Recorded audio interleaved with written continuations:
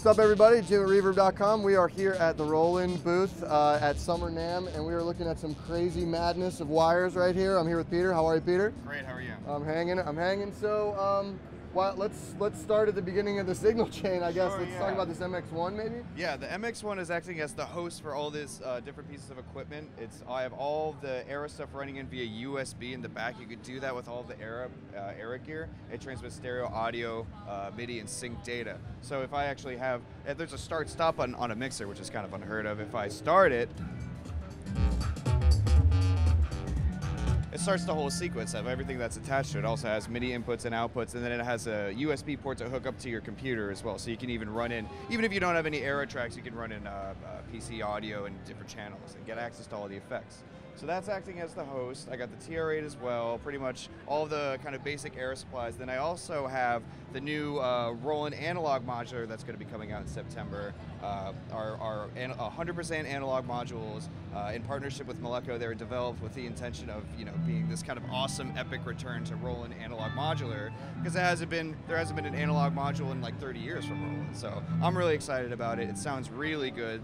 They're dual oscillator, dual filter, dual envelope, dual amplifier, and then there's also an effects module as well. So those are coming out in September, and they sound really great. Sure. So these actually just got released. This was these are the AIRA digital effects modules. Okay. And so we had Torcido, which is distortion, Bitraiser, which is bit crushing.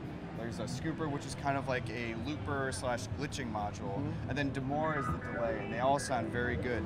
So this is the digital side, and then the stuff that's going out in September is all the analog side. Exactly, yeah. They both have their own strengths, and the digital modules are really interesting because you can actually reprogram them using an iPad app. You see the module right there. You can actually go in and add and customize the internal programming of the module itself. Yeah. You can create your own custom routings, and you can kind of save them as audio files, so we can actually send audio files to each other. Basically a noise burst, shoot it into the front of the unit, and it reprograms it. Wow. So it's very, very cool, very kind of cutting edge.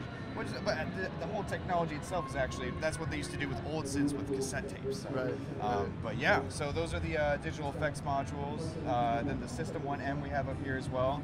That's fairly new. It's got the System 1 engine inside of it, but it also has these CV patch points as well. Okay. So you can interact with Eurorack gear, anything that has control voltage. So, and all of these solutions up here provide a kind of a good entryway into modular, because you don't have to have a case for these. They could be desktop.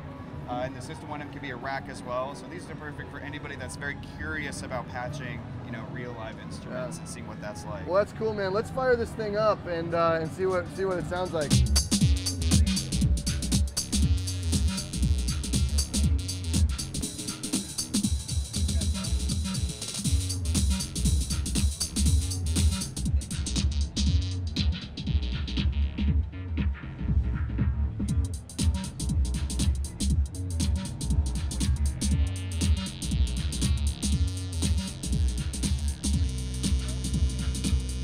Peter, thanks so much for showing us around. Really appreciate it. Absolutely. Have a good show, man. Thanks.